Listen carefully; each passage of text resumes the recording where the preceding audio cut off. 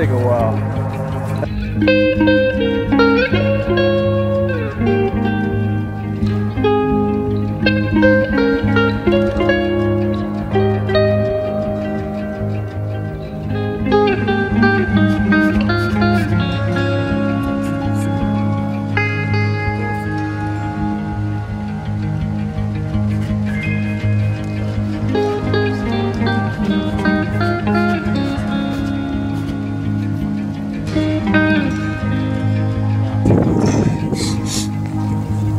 And this is how you come down.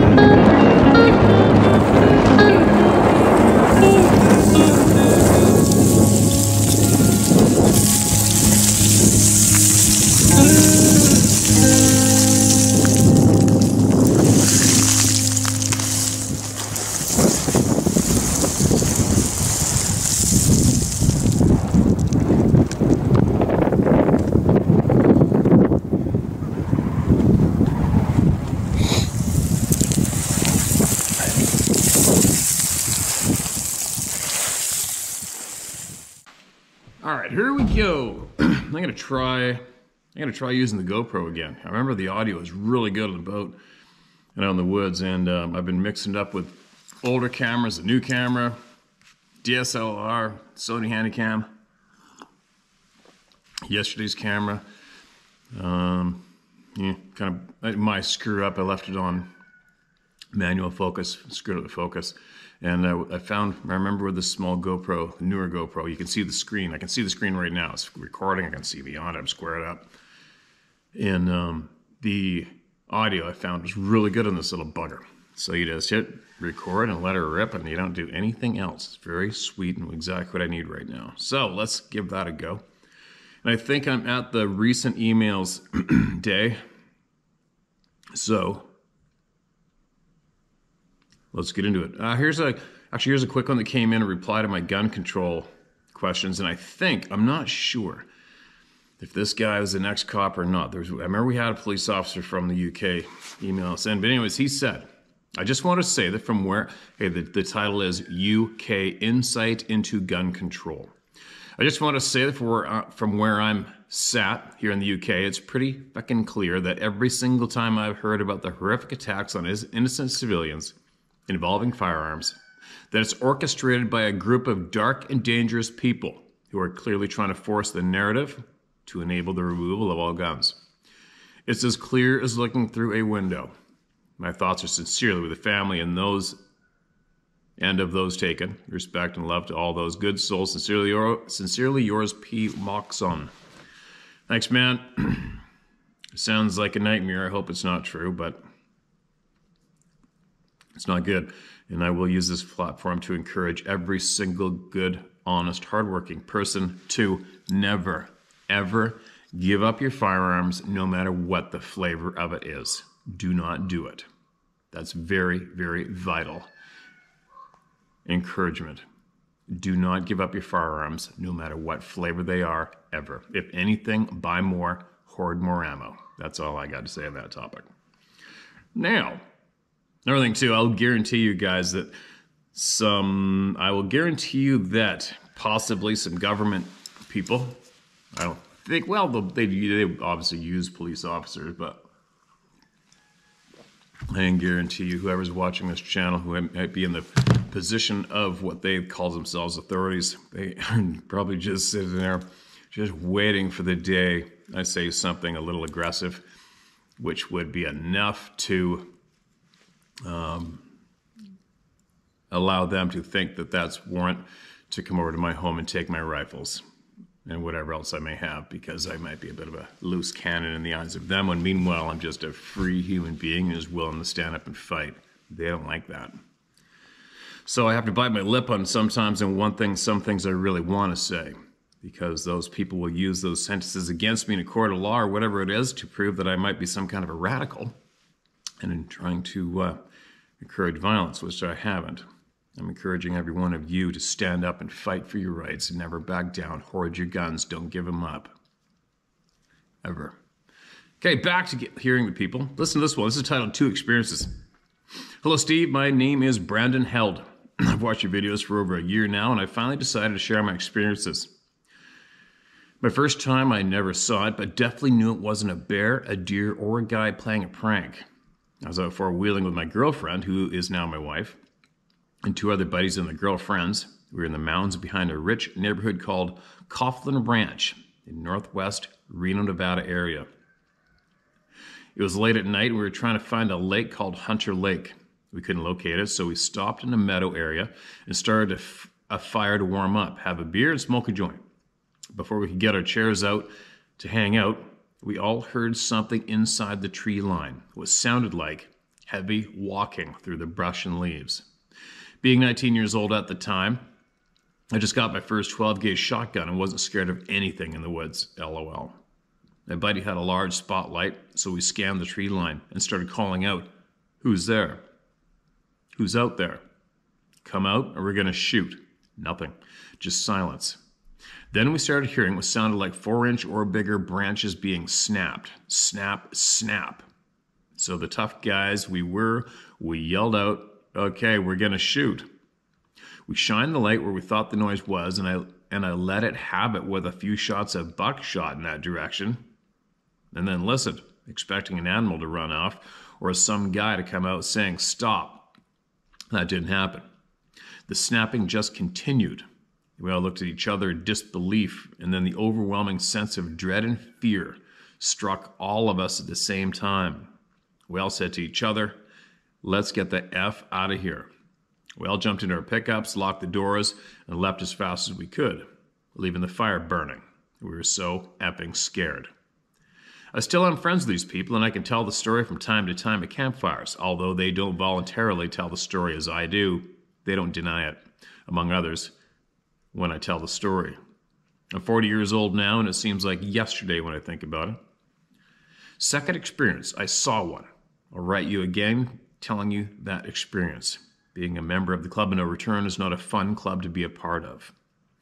Thank you for what you do, Steve. It definitely helps knowing I'm not crazy. Whoa, whoa, nobody said you're not crazy. Just kidding, man. Second email, titled Two Experiences. Please don't say my name. If you do, no big deal, but I'd prefer you didn't. Thank you, sir. Gotcha, man. I hope you didn't write it. Oh, shit, you already put it in the first one. Well, I hope I remember to edit it out, man. Now, I've watched your videos for over a year now. Finally decided to share my experiences. First time I ever saw it. Oh, okay, it starts again. Where's the second experience? What? Second experience. I saw one. I'll write you again till an experience. Why did I get two emails from you with the same... Okay, man, it looks like you sent the same email again. All right? So if you did write down your experience where you've seen one, you didn't send it. So you might want to check out your sent box in your email or whatever you got, drafts, and try again, man, all right? All right, what do we got? Warning, book ahead number 2. All right, let's get into it. Ain't scared of a book. Good morning, Steve. I hope you're doing well and staying safe out there. I couldn't sleep, so I figured I'd write you again and share a few of my encounters I've experienced. As mentioned before, I grew up in the woods all my life. The land is the Lord's and was given to us by Him. And though I share it with any creature who makes a home on it, I will not be run off by one. And so I will continue to have experiences with the Sabbath from time to time. I respect them. I wouldn't want to harm one unless my family was threatened directly. And then the war is on. But I have a lot less trust in our demonic government than I do these giants of the woods. Sabbath like playing pranks, as I know from experience. I myself was always the most mischievous one in my group of friends and had the most guts for playing pranks and looking for fun, and so the favor is being returned by these hairy creatures to me now. After my first encounter when I was 15, which I enclosed in my first email to you a few days ago, I've always wondered why the creature stalked me the way it did. I've never had a second encounter like that, and I don't want to. Like you say, Steve, if it wanted me dead, it had plenty of chances and could have torn me apart with no effort. I think maybe it had cubs and was running me out of the area. and became curious when it couldn't get me to show fear by running. I've pondered on that ever since that day, but now to more recent encounters. As I mentioned before, I've always been in the timber industry, and the sound of a chainsaw has been proven to bring them out. That's the first I've heard that statement myself. I don't mind if they were to walk out in the open, but it's the sneaking around in the brush just out of sight that gets me concerned, especially after a friend of mine had a dog-man encounter, which I will share at a later time. Oh, dude, you got to get him in one email, man. Anyway, a few years ago, I was on our property in the Mount Hood National Forest in Western Oregon. I intentionally leave out exact locations on purpose because I don't need any weirdos trying to find this area and bringing their corny camera show here to bang on trees, or the government showing up uninvited. No doubt. I was making a new access road for equipment to get through and had been cutting with my chainsaw for some time when I decided to take a break and fuel up. I pulled my earplugs out, which I normally leave in my ears so I don't hear this kind of stuff. But as I sat there, inspecting my work, suddenly something started crunching through the thick brush from down over the hillside, upwards in my direction, straight at me. At first I thought it was an elk, but the equipment noise should have kept the area clear of most animals. And I could tell it was very heavy and lumbered along on 2 feet. I started straining my eyes to see what was coming through the thicket as it kept approaching and getting closer with every step. Finally, by the sound, I knew I should be seeing it, because it wasn't more than 50 feet in the brush, but I couldn't make out any dark forms at all. It was November, and all the leaves were gone off the trees and plants, so I had visibility of 200 feet I think you meant probably, except in the direction of where this thing was coming in from, about 60 feet tops. Suddenly, it came to a stop, and all went silent, extremely silent. No typical forest noises of any kind. I could feel that I was being watched, but why couldn't I see it? I said, F you, I'm not playing your game, I got shit to do. So I put my earplugs back in, fired up my saw, and went back to work, keep my eyes down low just in case it let itself be seen for a moment. Excuse me. I knew it was watching me, but I wasn't going to give it the satisfaction of freaking me out. I trust the Lord to keep me safe, and that thing knew it. I've never had any more happen that day, but when I returned the next morning, something had taken all the brush I had stacked in piles along the new road and scattered it back in my way again. Upon noticing this, I was peering through the woods around me with my senses on edge when my 2 dogs came out to visit me, quietly walking up behind me and stepped on some branches, breaking them. I about jumped into the next county. No doubt. That would have sucked. That would have been a frickin' pucker. Big time. Once I got my heart back in my chest, I went back to work restacking the brush and had nothing more happen. About 6 months later, though, I was in an area not far from there where I had been cutting all day, trying to get a section out of an old growth fir log for carving. It was getting dusk out, and I had my old Chevy pickup parked not far from me, about 40 feet away, with my headlamp on. I was having to cut a notch in both sides of the log in order to get further in with my blade. As I only had my 24-inch bar, still 361, in the truck. I was preoccupied with what I was doing at the moment, but as I let my saw start a new cut down through the 5-foot log, I glanced over at my truck, and there, standing alongside it, between me and the truck, was a massive being, all black or dark brown and staring at me. I cussed under my breath because I really wasn't looking for a visit. Now my truck is hot blue, so this thing stood out real well against it. My rig is on 35-inch tires and 6-inch lift, with the top of the cab being about 7 feet tall. And this thing's head was easily a foot taller than the truck. I didn't stare at it or want to make eye contact with it, but I noticed it was about 4 feet wide at the shoulders, and its arms hung down to its knees. Very hairy, very solid. I'm no judge of weight, but it was more tall than wide, unlike the one I met in the brush I mentioned in my last email. But I'm assuming it had to have been at least 600 pounds, if not more.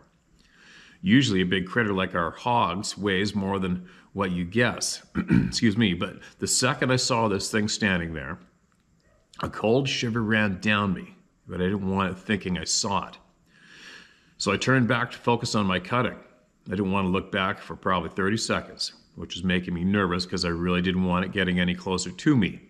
I finally turned my head over to see if it was still there, and it was. Now it was about 10 feet closer to me and standing more to my left near the hood of my truck. Oh my God, that would suck. Suck. I could feel my heart pounding and I was getting a cold sweat too, but I went back to focusing on my work. I didn't look back for several minutes, knowing that thing could show up next to me or behind me without warning. I find the best thing to do is focus on what I'm doing and not look around, and don't let your imagination run away with you. It's easy to do out there in the dark with those sabe being curious and coming around. Excuse me. I looked back up after 5 minutes and it was gone. Thank God. But I'm sure it was standing in the dark there somewhere, and I wasn't about to look around for it. I finished my work there, packed my tools, and headed to the house without anything more occurring. The next day I went back, but after that I try to get back before dusk. One thing I've learned over the years is that it doesn't matter how close to a residence, building, vehicle, or several other people you are. I always thought that they were kind of shy, but not after what I've seen do. I always thought they were kind of shy, but not after what I have seen do I think that. Got it. If they're curious, they will show up, even if equipment or machinery is running. I call that area Bigfoot Alley because I have more sightings because I have more sightings there than not. Once in a while, I'll be clearing trails over there and get caught coming out in the dark, and I don't have a working headlight on my quad. With my experiences, it's easy for me to imagine one of those things running after me in the dark, like I heard you saying in one of your recent videos. You just got to get your mind on something else because the imagination can be a terrible thing sometimes, LOL. One summer, several years ago, I was spending an evening with a friend, let's call her Jenny, over in Washington at a rock pit. They used to camp out quite often with other friends over a decade ago. She's had her own encounters with this abbé, in which one walked up to her and her brother in the forest on Mount Hood while they were armed with AR-15s. They both were frozen in fear while it got within 5 feet of them and just locked eyes with her. Oof. It was a 9 to 10 foot male and watched her intently for about a minute before turning its head and disappearing into the trees, literally. They looked and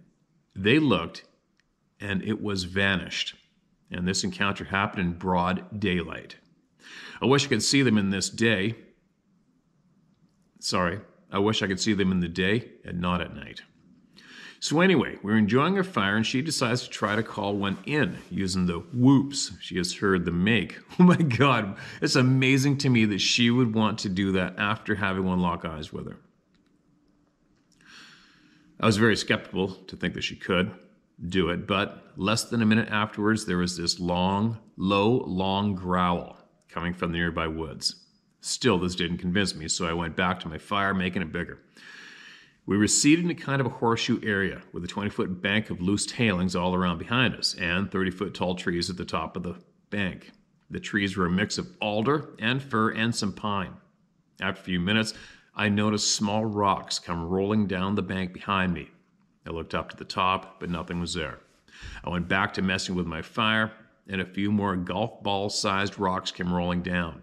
I paid no attention to it, and then a minute or two later, the branches of the alder trees started moving, about 15 feet up in the trees, from one side of the horseshoe around to the other side, like something very tall is walking through the trees. We both watched as this takes place, and I shout out, "Hey, come on out of there." But nothing happens. I told you I'm not scared of much, especially a Sabe playing pranks. I see nothing in the trees. Excuse me, guys. So I go back to my fire, hoping to draw this thing out of the woods. Although I did feel a little uneasy with my back to the hillside, but I wasn't going to make it easy for this thing to get its kicks. After about 10 minutes, more rolling rocks and another sweep through the tree limbs from left to right. I'm thinking, damn, this thing is tall, being able to move limbs that far up the tree. I shout out to it to show itself, but nothing happened. Nothing again. My friend is getting uneasy about now, although being an Iraq War badass veteran, it takes a lot to get her concerned. She's had many Sabe encounters as well. Wow. So about then, about a half a dozen larger softball-sized rocks come rolling down. Now, I was getting tired of this nonsense, so I grab a flashlight and go climbing up the bank to see if I could find it. The trees grew real tight together with lots of large outcroppings of rocks scattered around them. And I was thinking how hard something large would have to work to get around up here between all the obstacles. But I also knew something could hide well up here from me behind these boulders. I half expected to come around a rock and come face to face with a giant creature, but after several minutes of looking, my friend was getting concerned and started calling me. So I headed back down to the fire, and I wasn't back down there in 30 seconds, and the trees and branches started moving again. Like something really big was walking amongst them. Something else that would happen every time the limbs moved is that there would be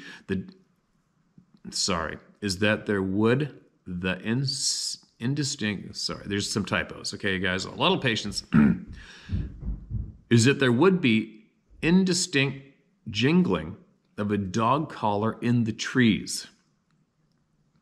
At that moment, I grabbed a baseball-sized rock and I lobbed it into the trees that were moving, and my friend started shouting that I was going to get us killed. But I was determined to get that creature out of the trees. Immediately, after my rock landed in the bushes, another rock came flying out of the trees, and we heard it sail overhead and landed in the pit about 400 feet away from us with a crash. I threw one back into the trees, kind of laughed, saying, "We better go, because this thing wants to have a rock fight." We jumped in my rig and left. Thankfully, nothing came through the back glass as we drove off. Too bad it didn't just come out and sit by the fire with us instead of that nonsense. I've heard of them coming near a fire and sitting down to stare at the occupants around it. I know you and about everyone else listening thinks I'm nuts, but that's okay. Imagine how many people think I'm nuts. It is okay. Welcome to the We're Nuts Club. I've always been an adrenaline junkie in my life, from bungee jumping, skydiving, freestyle rock climbing, and whitewater kayaking. The weird thing is, I only want to see the small Sabes. No doubt. Jenny goes camping in an area where there are really big Sabes. They come to visit her in the night. These are the big boys, up to 14 feet tall and in excess of 2,000 pounds. I want nothing to do with those giants, and though I am invited constantly to go experience them, I will likely never go out there. It's an area known for many strange disappearances, no cell phone reception, and very dark, spooky woods that many large Sabe live in. Excuse me. I only go there when I have to pull someone out who gets their truck stuck. Speaking of which, Jenny got stuck in the snow one night out there, and I went to get her out.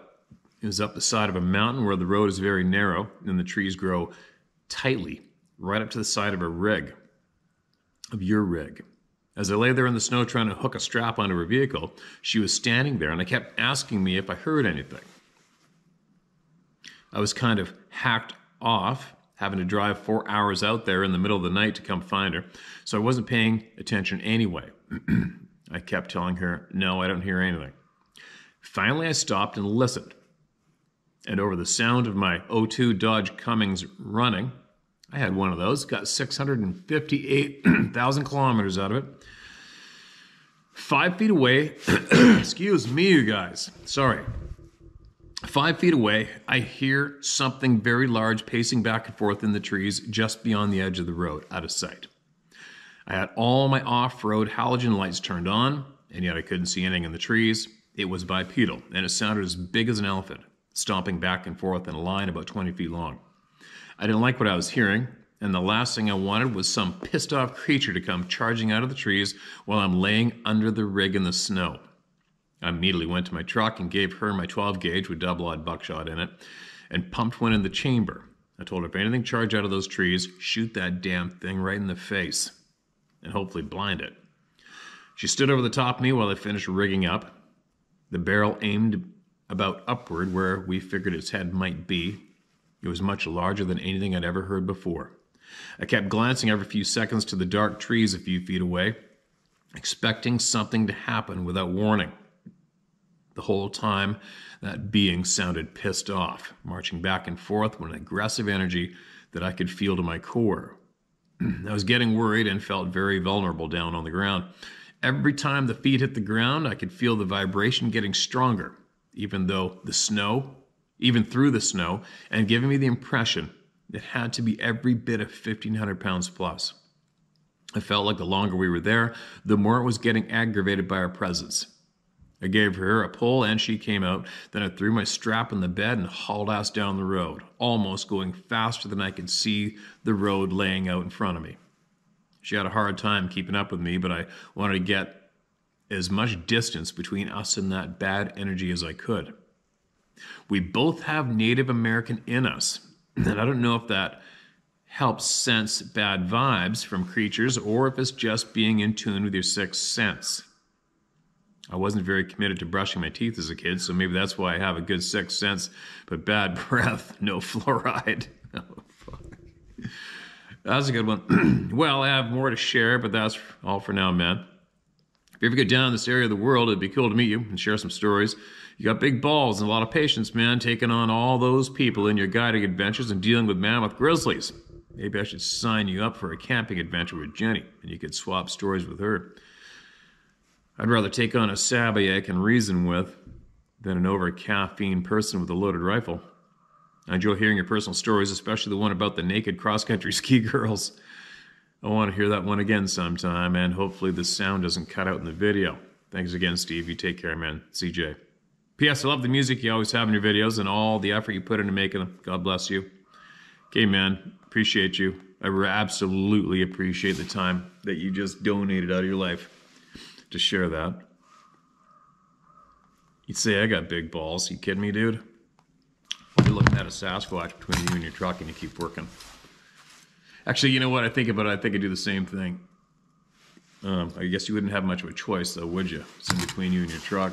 Like I remember, was it last year, this time of year, I think it was, and when shit started getting thrown at me from the right of me, pinging off the back of the quad.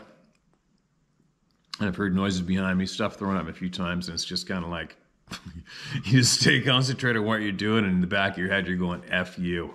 Piss off and leave me alone. I don't give a shit about your ass. Anyway, I'm assuming, if you are watching this, then I'm assuming Jenny is, and I'll give a personal blast out to Jenny, that Jenny, if you feel compelled one day, and it sounds like you got a lot of experience with these things, maybe, possibly, if you would be so kind and generous, would be to possibly send us some information, some knowledge that you have. All right, I'd be really, really interested to learn what you've learned, yeah, I would be very, very interested. So if Jenny isn't watching, man, maybe you could send this to her. And who knows, maybe I'm trying to figure out what I'm going to do this year. We were going to try to take off for a month overseas, maybe possibly. It's been a couple years being locked down by the filthy pricks, criminals who are in a position of, I hate saying it, I hate admitting it, that they're in control, because I cannot stand being controlled in any way. But anyway, I'm almost contemplating myself going on a solo possible U.S. tour. Maybe. We'll see. And I just might go down south like I used to do for many years and hook up with a lot of you. Possibly. Maybe even end up at Dave Pilates' and get a lot of people talking. Do I want to go in the woods with Jenny where these things are hanging out and she sees them all the time? I'm not really craving that. Right? I mean, they're all around me all the time wherever I go. And I'm not summoning them in any way. I'm always saying, just freaking leave me alone, man. Just leave me alone. But I don't know. Who knows? I've got a handful of people. The Arizona 402, I'd love to hook up with you guys and other people. people who speak with Mr. Ash, everybody. And would I go in the woods with many of you? Of course I would. Of course I would go. Would I be accompanying you into the woods because personally it's going to up my chances of seeing one of these beings? No, not at all. If I do make it down and I do accompany people out to where they have numerous experiences, I think I would only do it just to watch you and speak with you and watch your demeanor and watch how you carry yourself and watch and see the new country, and just it'd be like being a fly on the wall watching you with your experiences without any craving at all in the back of my mind of hoping to God I'm going to see one or even get a photo. I'm good. I can do that here. But I opt out. Anyway, Jenny, yeah, I'm babbling. Send me more, you guys, all right?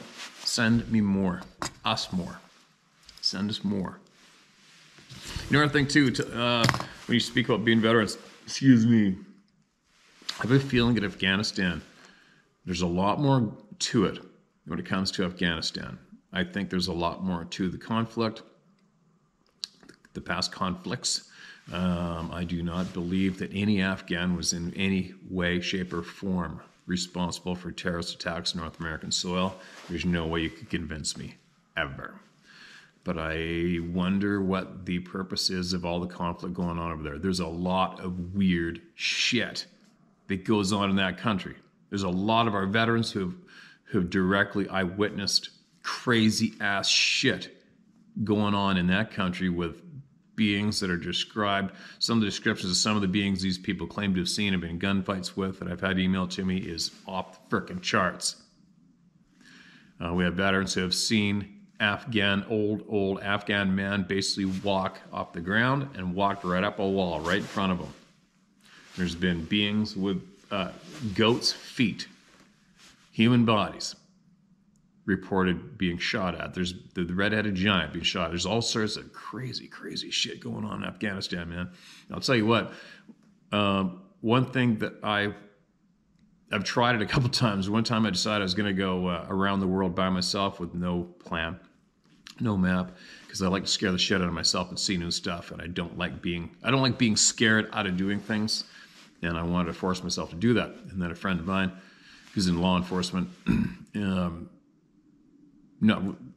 he's actually in Coast Guard and law enforcement fisheries, and he cautioned me, says, no Muslim countries. And I'm like, what? And he's traveled the world like extensively. He says, and I was rattling off one country I was going to start at, and he said, don't be stupid. That's where you get your head chopped off. And then we started cluing me in, and then I realized, that sucks, man. There's a lot of countries today where you just cannot go, especially a man alone. You might be seen as some kind of a threat, and then next thing you know, you've lost your melon. That would really suck.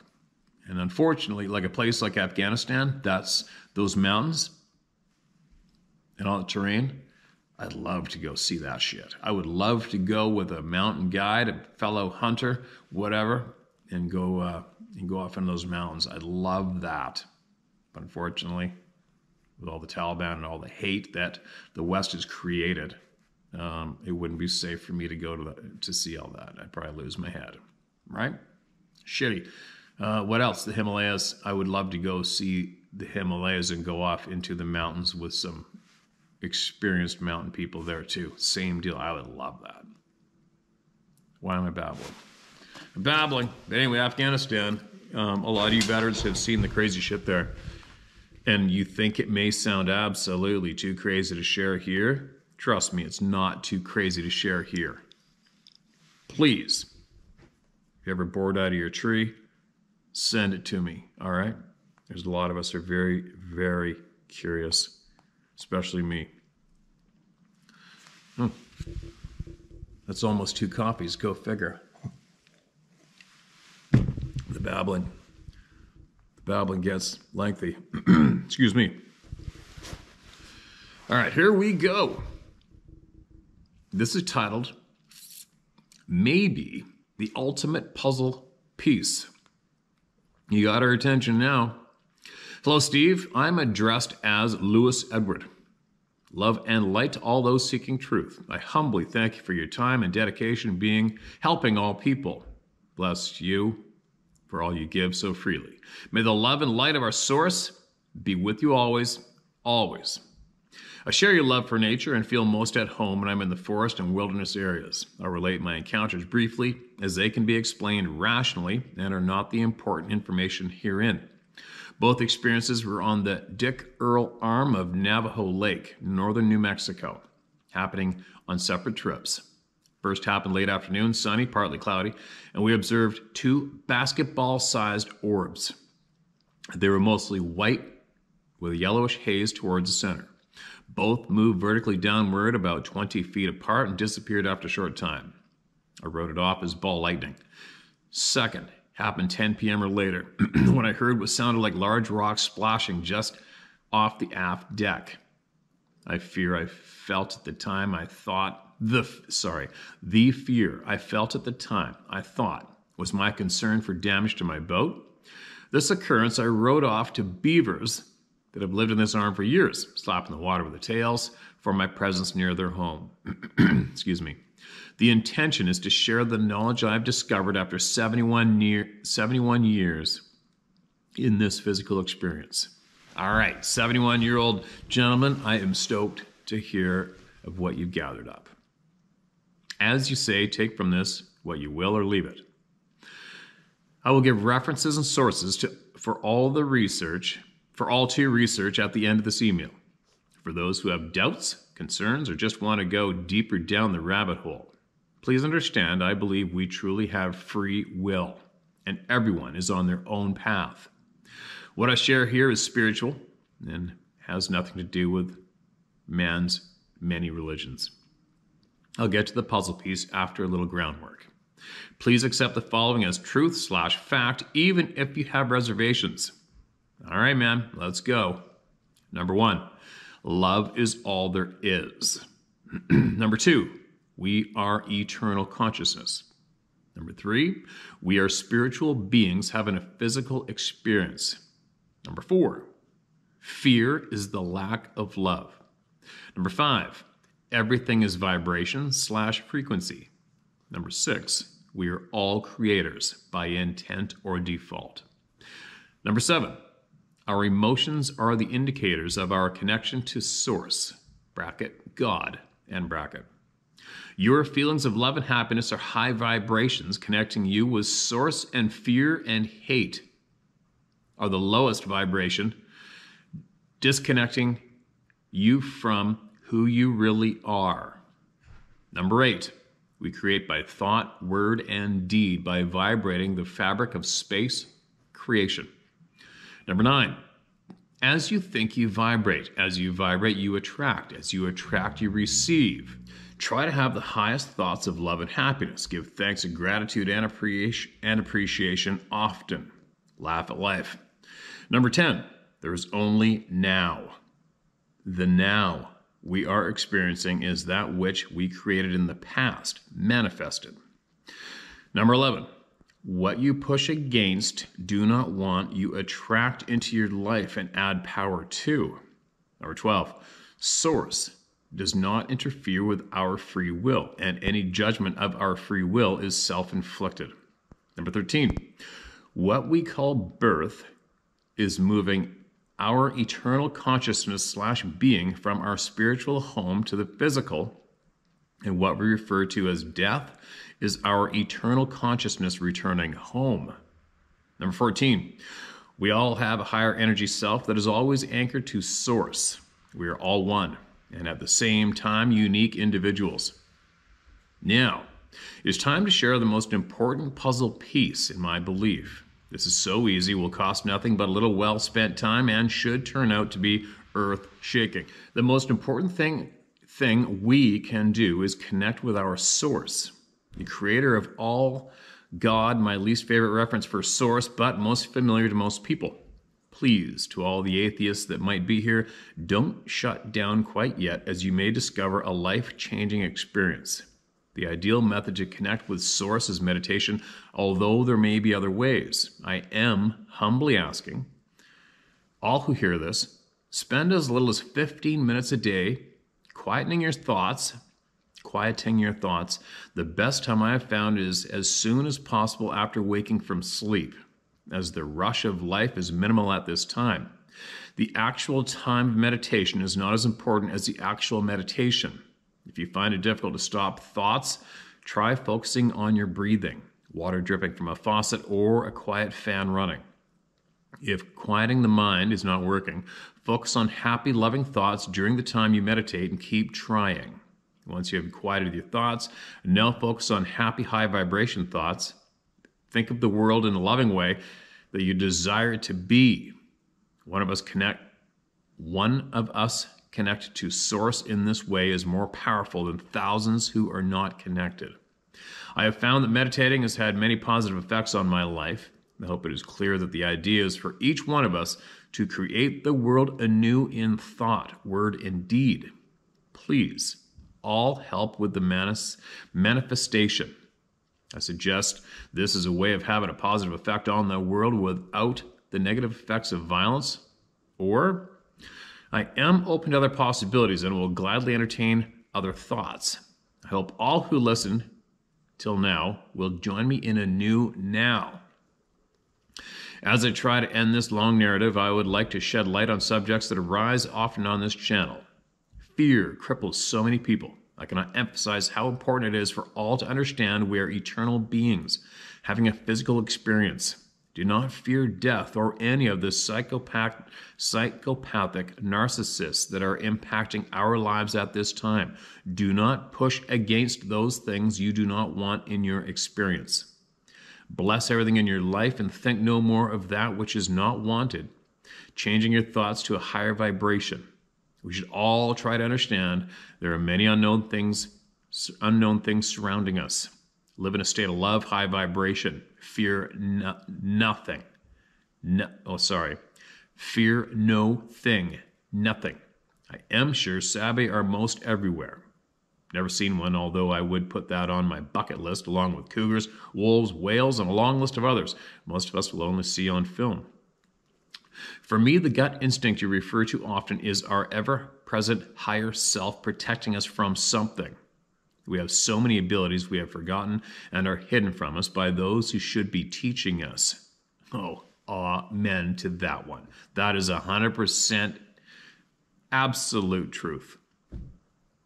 The abilities attributed to Sabe we have also, but are forgotten. My understanding of Sabe is that they are people who made the choice to live rural/nomadic lives when others chose civilization. In the distant past, love without end. Glenda Green. Sabe probably made the correct choice as civilization seems uncivilized in many ways. Sabe being people, they should experience emotions as we do. If you were to hurt my family, what response would you expect? For those leaving negative comments, bless them. They are not who they are, nor their truth path. Try hard to judge not. Go within, for that is where we will connect with our higher self and our true source. I know you are in control of how you feel and respond to what you experience in life. We are not these bodies we use in the physical. Think of it as our avatar. Our eternal consciousness is the experiencer, the observer. If by some chance, I've not lost everyone hearing this, I'll close with my supernatural experience in northern New Mexico. Go figure, New Mexico again. I'm going to have to go down there. 10 or more years ago, a friend who was a channeler from birth was instructed by his guides to build a medicine wheel in a very high energy location used by Native Americans for hundreds of years.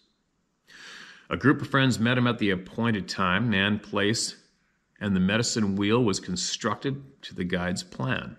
Years later, while visiting for the purpose of meditation, I gave a prayer and thanks before entering. As I opened my eyes, I was surprised to see all the pinyon pines on this mountain glow with a brilliant emerald green light flowing to brilliant white for the last 8 inches of each branch. The guides, when questioned, told us it was the energy of the medicine wheel. Thank you again. Hoping this does not turn out to be your longest email. Love and light to you and all your fellow experiencers. Lewis Edward. References. Life and Teachings of the Masters of the Far East. Abraham Hicks, Law of Attraction. Near-Death Experience. YouTube, Conversations with God. Alan Watts. Peter Panagore. Edgar Casey. Autobiography of a Yogi. Yogananda. The sources are abundant. If you truly seek, they will find you. Okay, man. Absolutely appreciate that one. There's a lot of weight to this email, I'll tell you what. And unfortunately, as you know, speaking of you directly, you know there's going to be a shit pile of people shaking their heads, probably clicked off the video by now halfway through or whatever, because they can't wrap their heads around it. They don't want to. There's no time. They're just not in that mind frame. It does interest me, though. But one of the things, Conversation with God, I was aware of that book years ago. And, like I said before, my mind doesn't match up with my mouth a lot. But, what's suggested is when we are in our energy form, that we agree to what the next journey is going to be here in the physical form. And sometimes I'm troubled with that when you look at what's going on the planet. Like if you guys Google up the South Sudan currently, as an example, South Sudan. Some guys made a quick video there. They're some very, very brave people, and they went to South Sudan to try to make a video of what's going on down there. If you can find that video, YouTube, watch it. And when I see shit like that going on, it makes me think, okay, that doesn't make sense to have all those souls being in their energy form and agree to each other, hey, man, next time I go down there, let's go down there and let's go be born in South Sudan in 2022 and go through what they're going through as an easy example of, why? What? Because that is a absolute living frickin' hell. And I don't understand it. If we had that kind of control in our conscious self, in our energy self, whatever it's called, why would we not choose to come down here and create all the good that you just mentioned in the email? Why? Where does the confusion start? Where's the road fork? Am I making any sense? I hope so. But where is the road fork, right? Like who would be in their absolute state of love and energy, and then all of a sudden decide, hey, I think I'm going to go down to Canada. I see an opening to be a ruthless dictator, and I'm going to do everything I can to make life absolutely hell for the people in that country. Huh? Really? There's a bunch of shit going on that confuses the shit out of me, right? I got to do a lot more reading, but it's time, man. It's time. I'm getting closer to having a lot of time where I can pick up all these books and more I mentioned, and I can have time to read and look and learn and get better myself, which I want to, personally. And I'm not speaking for a lot of people here. There's just so much shit to do. So much shit to do. Cutting out that time to enhance you is not easy for many people, right? But anyway, as long as we keep talking, sharing, and encouraging like you just encouraged many people with nothing but good. The message in your email was nothing but positive and good. There you go. Everybody give it a go today. Give it a go tomorrow. Give it a go whenever. Always. Try to send out messages of positive and good and encouragement. And I'll admit, it is tough when you come up against somebody who's dark and you just want to kick the shit out of them and erase them from the shit they are peddling and passing on. But anyway, I gotta go. I babbled too much. I've only had 2 coffees, no breakfast. I got shit to do. That coffee's freezing frickin' cold, which reminds me, I gotta get that wood stove moved down to there. I gotta go buy a pipe, put it through the ceiling, out the roof. Another task. So I can warm it up in here and get this place insulated properly and soundproof and get that room done. I get an electrician here, get that thing done. Now my pump in my well is failing and there's no pressure for water in the house. The kitchen sink faucet exploded yesterday and I had to crawl underneath there and replace it. It's endless, right? It's endless. But as long as we all take out the time to create some kind of good and encourage people, well, we move forward in a positive direction, right? We'll be back shortly.